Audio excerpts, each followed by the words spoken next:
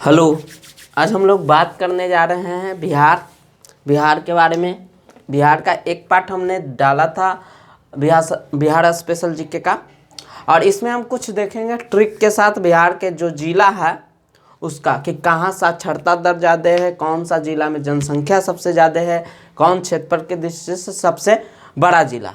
तो सर चलिए, कुछ बातों का चर्चा हम पिछले वीडियो में जो बिहार का लाइन थे उसमें कर चुके थे, तो इस बार शुरू करते हैं। सबसे पहले याद रखिएगा कि जनसंख्या के दृष्टि से सबसे बड़ा जिला बिहार में कौन सा। तो आपको पता है कि बिहार कोई भी जगह सबसे ज़्यादा जनसंख्या कहाँ रहता है, महानगर में, और बिहार का जो महानगर है मात्र एक है और उसका नाम क्या है, पटना। तो आपको इससे याद रहेगा कि पटना में सबसे ज़्यादा जनसंख्या। पूछेगा किस जिला में सबसे ज़्यादा जनसंख्या है बिहार के, तो पटना जिला। अब बताइए, एक चीज़ होता है मुस्लिम में, क्या होता है कि एक संप्रदाय शेख कहलाता, जैसे हिंदू में बहुत सारा कास्ट होता है, तो उसी तरह मुस्लिम में भी होता है शेख, और शेख का जनसंख्या सबसे कम होता। इसलिए याद रखिएगा जनसंख्या सबसे कम किस जिला में है, तो याद रखिएगा शेखपुरा। ठीक, दो चीज़ याद रहेगा, सबसे बड़ा जिला कौन सी होगा जनसंख्या की दृष्टि से, पटना, और सबसे छोटा जिला कौन सा हो जाएगा, शेखपुरा। आते हैं अगला, क्षेत्रफल की दृष्टि से। तो देखिए, जितना भी जिला है 38, आप उसका जब नाम लिखिएगा तो सबसे बड़ा नाम लिखाएगा पश्चिम चंपारण के। किसका, पश्चिमी चंपारण के। इसलिए इसका याद रखिएगा नाम, चूंकि एरिया बहुत ज़्यादा ले रहा है इसका, इसलिए याद रखिएगा क्षेत्रफल भी सबसे ज़्यादा किसका है, पश्चिमी चंपारण के। याद रहेगा ऐसे बना के। दूसरा है शिवहर, सबसे छोटा जिला कौन सा होगा, शिवहर। अब देखिए, आप लोग जानते होंगे शंकर जी का जो मूर्ति रहता है शिवलिंग, वो छोटे जगह में हो जाता ना, छोटा जगह रहता है और छोटे जगह में एडजस्ट हो जाता। तो सोचिए कि छोटा जगह में एडजस्ट हो, यानी कम क्षेत्रफल में एडजस्ट हो जाता। इसलिए याद रखिएगा क्षेत्रफल की दृष्टि से सबसे छोटा जिला कौन सा हो जाएगा, शिवहर। ठीक, अब आगे आते हैं। एक है सबसे ठंडा और सबसे गर्म जिला। ठीक, तो सबसे ठंडा और सबसे गर्म जिला होता है गया। इसको कैसे याद रखेंगे, एगो जानते होंगे बचपन से फेमस एगो सेंटेंस है, गया गया गया, गया वेंटू गया। तो ऐसे याद रखना है, गया गया गया भाग गया। क्या होगा, गया गया गया भाग गया। रीजन का था भागने का, क्योंकि ठंडा भी ज़्यादा था गर्मी भी ज़्यादा था। तो ठंडा भी ज़्यादा गर्मी भी ज़्यादा, इसी कारण क्या हो गया, गया गया गया भाग गया। ठीक, याद रखेगा। तो ये सब ये पॉइंट याद रहेगा। अब आगे चलते हैं कुछ और पॉइंट के साथ।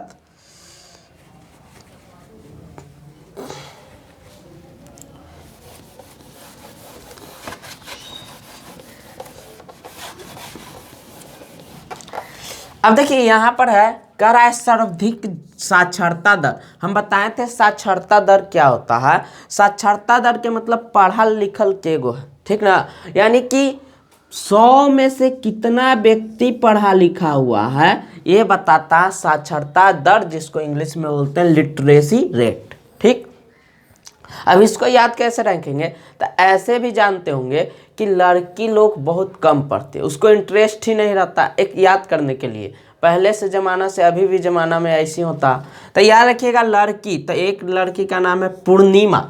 तो पूर्णिमा के पढ़े में मन नहीं लगता, कम उस साक्षर होगी, इसलिए याद रखिएगा पूर्णिमा से बनेगा पूर्णिया जिला में, बिहार के जो पूर्णिया जिला, वहाँ सबसे कम क्या है, साक्षरता दर कितना है, लगभग 51% लगभग है, यानी 51.1 है, मतलब लगभग 51%। कहने का अर्थ है कि 100 गो अगर वहाँ लड़की है, मतलब 100 गो जो वहाँ जनसंख्या अगर उठाएंगे तो उसमें से मात्र हमको पढ़ल लिखल के गो मिलेगा लगभग 51 गो। ठीक, दूसरा है सबसे ज़्यादा।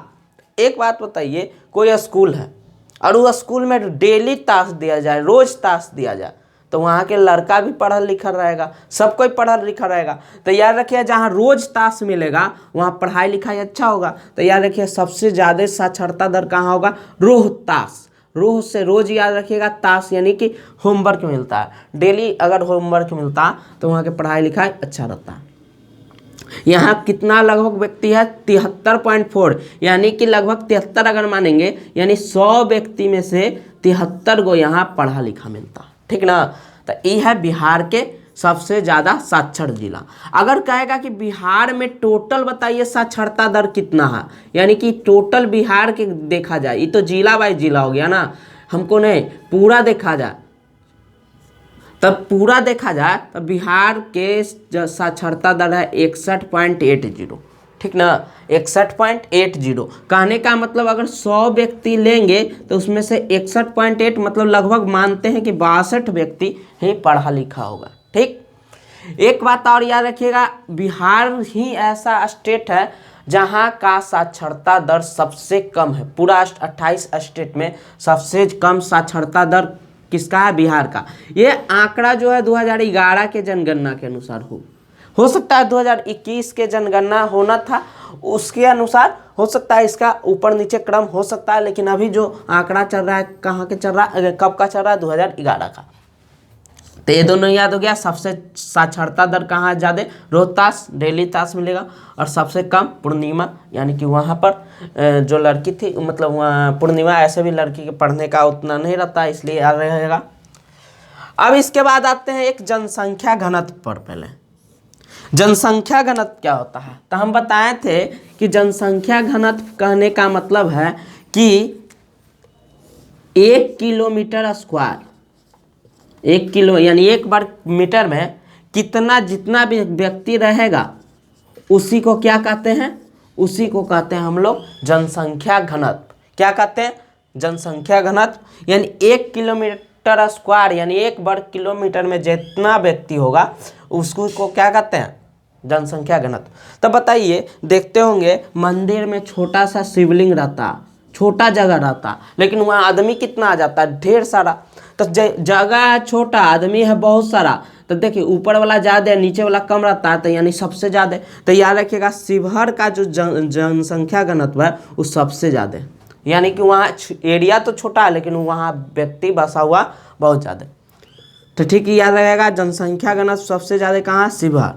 और एक जनसंख्या घनत्व सबसे कम, तो एक बात बताइए, कमरा में के गो व्यक्ति? बहुत कम व्यक्ति हटेगा, इसलिए याद रखिएगा सबसे कम जनसंख्या घनत्व किसका रहता है? कैमूर से कमरा से कैमूर, याद रखिएगा।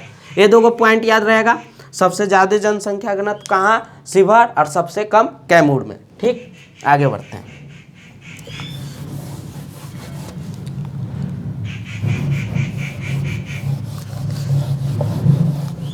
इसके साथ एक पॉइंट याद रखिएगा कि बिहार में जो जनसंख्या घनत्व है 1106 व्यक्ति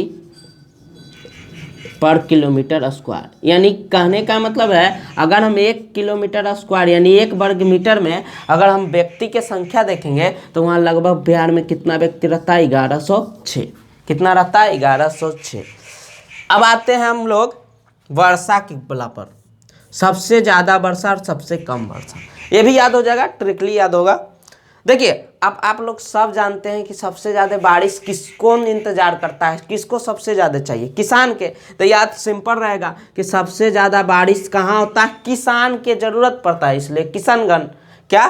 किशनगंज। तो सबसे ज़्यादा ज़रूरत किसान के, अब बाद में सबके कम ज़रूरत पड़ता है, और सब लोग होता है किसान के बाद और सब लोग होता है उसको कम ज़रूरत पड़ता है। सबसे ज़्यादा किसको ज़रूरत पड़ता है? किसान के, इसलिए याद रखिएगा सबसे ज़्यादा वर्षा कहाँ होता है? किशनगंज। ठीक, और सबके क्या होता है? कम। तो याद रखिए और सबके कम यानी और से औरंगाबाद, यानी सबसे कम वर्षा कहाँ होता है? औरंगाबाद। और सबसे ज़्यादा वर्षा किशनगंज। याद रहेगा, किशन यानी किसान, याद रखिएगा ज़्यादा बारिश किसको चाहिए? किसान के, इसलिए किशनगंज। और सबको कम, इसलिए औरंगाबाद में सबसे कम बारिश होता है। ठीक है, चलिए ये पॉइंट याद रहेगा, किशनगंज और औरंगाबाद। आगे चलते हैं। एक है कि सबसे ज़्यादा नगरीकरण, यानी कि कौन ऐसा जिला है जहां सबसे ज़्यादा नगरीकृत हो गया, यानी कि मॉडर्न एक तरह से वहाँ पूरा शहर जैसा बसा हुआ। तो याद रखिएगा सबसे बड़ा जो जिला है वैसा में पटना के ज़्यादातर एरिया और जनसंख्या जो है शहरीकरण के तरफ है, यानी शहर है वहाँ। तो याद रखिएगा चूँकि पटना महानगर भी है, तो याद रखिएगा सबसे ज़्यादा नगरीकरण किस जिला में है? तब पटना।